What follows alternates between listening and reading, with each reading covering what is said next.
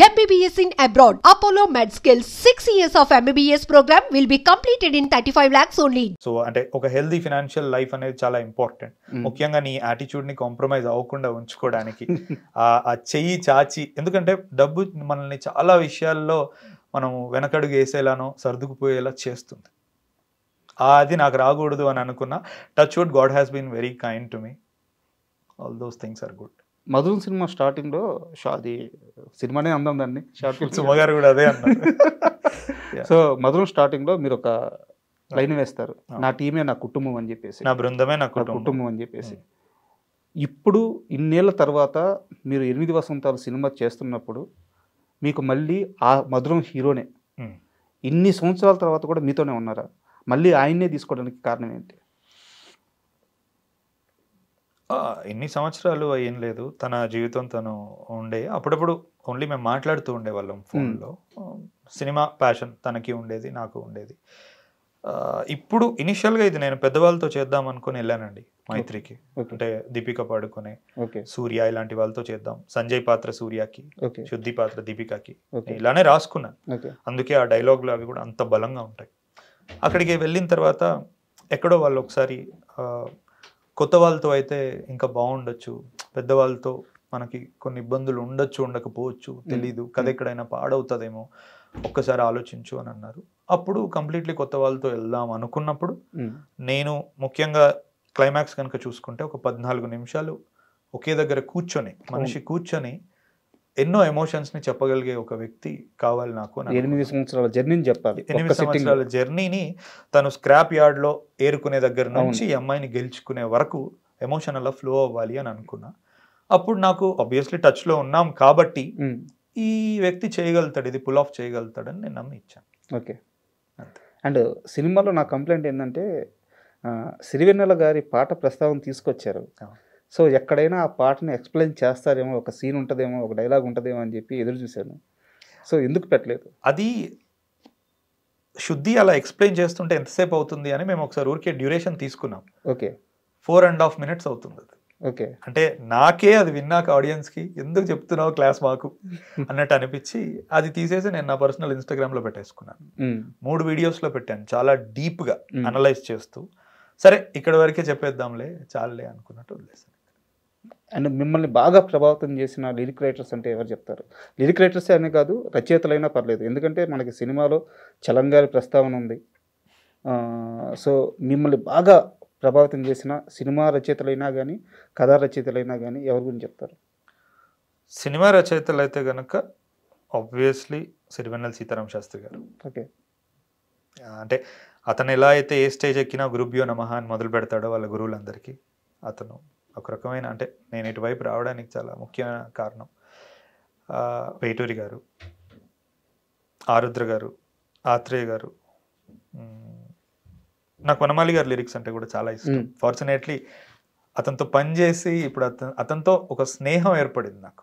అంటే ఒకప్పుడు ఇష్టమైన అభిమాన స్వర రచయిత దగ్గర నుంచి ఈరోజు ఒక స్నేహితుడయ్యే అది నాకు దొరికింది. సినిమాటిక్గా విశ్వనాథ్ గారు అంటే కూడా నాకు చాలా ఇష్టం.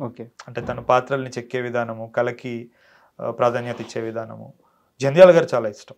అంటే పద ప్రయోగాలు అతను వాడే విధానం కానీ, కొత్త కొత్త. ఈవి గారు అంటే కూడా అంతే ఇష్టము. బాగా అంటే ఇంతమంది ఇష్టమైన వాళ్ళ పేర్లు చెప్పాను, కానీ బాగా ప్రభావితం చేసిందంటే మటుకు సిరివెన్నెల సీతారామ శాస్త్రి గారు. Okay, hands down.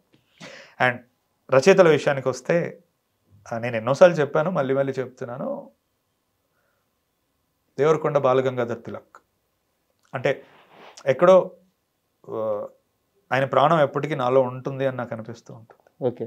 అమృతం కురిసిన రాత్రి, ఉన్ను తిలక్ కథలు చదివినప్పటి నుంచి. అండ్ శ్రీశ్రీ. అంటే శ్రీశ్రీ ఎలా అంటే చాలా ఆవేశపూరితంగా ఉన్నప్పుడు నాకు గుర్తొస్తాడు, కానీ చెమ్మ తగలాలి అన్నప్పుడు ఎప్పుడు తిలక్ ఉంటాడు నాలో. చలం ఎప్పుడు తట్టలేదా మిమ్మల్ని? Chalam is a very dangerous guy అండి. అంటే అందుకే అడిగింది తట్టలేదా అని. అంటే నాకు ఎలా అంటే చలం, మణిరత్నం ఒకలా అనిపిస్తారు. ఓకే. వాళ్ళ నుంచి దూరంగా ఉండాలనుకుంటా నేను. ఎందుకంటే ఒకసారి అందులో పడ్డామంటే మనం అటే వెళ్ళిపోతాం, మళ్ళీ బయటకు వచ్చే అవకాశం ఉండదు. నేను మైదానం చాలా రీసెంట్గా చదివాను. ఓకే. ఒక 1 year బ్యాక్ చదివాను నేను మైదానం. చదివాక నేను చాలా డిస్టర్బ్ అయిపోయాను. ఎందుకంటే ఏమవుతుందంటే అండి, ఒక చిన్నపాటి హెల్ప్లెస్నెస్ వస్తుంది. ఇప్పుడు శ్రీశ్రీది అంటే మనం చదివినప్పుడు ఒక ఫైర్ ఉంటుంది, నీతో ఈ ఫైర్కి చాలా మంది నీకు తోడు ఉంటారు. తిలక్లో ఒక సెన్సిటివిటీ ఉంటుంది, తో కూడిన ఫైర్ ఉంటుంది. తిలక్ కత్తికి రెండు వైపులా పదును ఉంటుంది. అంటే తిలక్ మాటలు ఎలా ఉంటాయంటే, ఎక్కడో ఏదో కథలో ఉదయం గురించి అతను చెప్పాలనుకున్నప్పుడు, రాత్రిని రంపంతో కోస్తే రాలిన పొట్టులా ఉంది వేకువ అంటే, అలా పొడి పొడిగా అలా ఉంది వేకువ అని చెప్పడానికి తిలక్. సో చలం విషయానికి వస్తే ఏమవుతుందంటే, చలం గురించి ఇప్పుడు మనం చదివితే స్త్రీ పట్ల మనకు ఒక ఆవేదన వస్తుంది, ఆరాధన వస్తుంది, మనం ఒక్కరమే ఉండిపోతాం. అవును. అంటే అడగడానికి కారణం ఏంటంటే, ఇప్పుడు మీరు ఒక్కరే ఉన్నారు, ప్రేమ కథలను ఇంత అద్భుతంగా చెప్తున్నారు, ఎక్కడో కాడ ఆ ప్రేమ మీ దాకా వచ్చి ఉంటుంది, ఎందుకు ఇంకా పెళ్లి దాకా వెళ్ళలేదు? అంటే ప్రేమ కథలను ఇంత బాగా చెప్పాలంటే అనుభవిస్తే కానీ చెప్పలేము. అది నాకు పర్సనల్గా అనిపిస్తుంది. సో ఏదన్నా బ్రేకప్ స్టోరీ ఉందా, లేకుంటే ఎందుకు ఇంకా పెళ్లి దాకా వెళ్ళలేదు? అంటే I don't want to go too much in to details, but నేను ఒక ప్రశ్న అడుగుతాను. అంటే మనం కొన్నిసార్లు అంటే ప్రేమను మనం ఎంతగా అనుభవిస్తామంటే, జీవితంలో మనకు మళ్ళీ ఎప్పుడు ఇంకే వ్యక్తి మీద అది కలగదు. అది ఒకసారికే కలుగుతుంది, అది అలానే ఉండిపోతుంది. కలిగిందే? కలిగింది కాబట్టే కదా ఇలా ఉన్నాను. బ్రేకప్ అయినా అంటే ఈ రోజుల్లో ఎవరికి ఉండదండి, శుద్ధిలానే. మీకైతే ఒక సమాధానం దొరికే బ్రేకప్ అయిందా? సమాధానాలు నిజ జీవితంలో దొరకవు, అందుకే సినిమాలో పెట్టారు. అంతే. అంటే వీఆర్ ఆల్, అంటే ప్రతి ఒక్కరి కథలో అర్థం కాని తనం ఒకటి ఉంటుంది. ఇప్పుడు వాళ్ళకి అర్థం కాకపోవచ్చు, నాకు అర్థం కాకపోవచ్చు. సినిమాలో మనం ఆ క్లోజర్ ఇవ్వగలుగుతాం, నిజ జీవితంలో ఉండదు. అండ్ ఫణీంద్రనాథ్ శెట్టి గారి నెక్స్ట్ స్టెప్ ఎలా ఉండబోతుంది? మీకోసం సినిమాలు తీసుకోబోతున్నారా, లేదు జనంకి అందరూ నచ్చే సినిమా తీయబోతున్నారా? అందరూ నచ్చే అనేది ఎప్పుడు ఒక ఏమంటారు దాన్ని, ఇట్స్ అన్ ఆక్సిమోరాన్. అది అందరికీ ఎప్పుడు ఏది నచ్చదు. సరే, ఎక్కువ మందికి నచ్చే, ఇంకా ఓపెన్గా మాట్లాడాలంటే ఒక కమర్షియల్ సినిమా. అంటే ఒకటి, నేను కంప్లీట్ ఇండిపెండెంట్ స్ట్రక్చర్లో మనూ చేశాను సార్, కంప్లీట్ ఇండియాలో. నిజంగానే ఇప్పుడు ఇండియాలోనే చాలా పవర్ఫుల్ స్టూడియోస్, మైత్రితో నేను సినిమా చేశాను. అంటే నాకు 2 అనుభవాలు ఉన్నాయి చాలా బలంగా.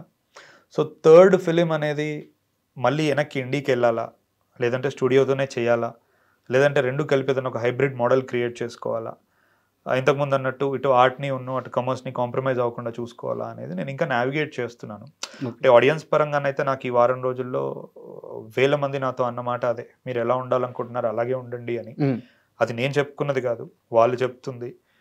వాళ్ళు అలాగే కోరుకుంటున్నారు, అలా ఉంటేనే సర్వైవ్ అవుతుంది నిజంగా art, poetry or whatever it is. ఇంత మనసుకు తాకగలిగే సినిమా అంటున్నారు. But I'll give it some time. నాకు నెక్స్ట్ వచ్చేటప్పుడు ఏంటంటే, నాకు లెగసీ ఫిల్మ్స్ చేయాలని ఉంది. లెగసీ ఫిల్మ్స్ అంటే 2 parts 3 parts ఉండే ఫిల్మ్స్, మనకి స్టార్ వార్స్లా ఇలాంటి వాటిలా కథ అలానే ఉంది. మేబీ అది తీసుకోవచ్చు, నేను తెలియదు. మొన్నటి వరకు క్రైమ్ అనుకున్నాను, బట్ 8 వసంతాలు రిలీజ్ అయిన తర్వాత మళ్ళీ నేను వెనక్కి వెళ్ళి మనం ఎలా చెప్పాలనుకున్నామో అలాగే చెప్దాం. కాకపోతే ఈసారి జానర్ మారుస్తున్నాను.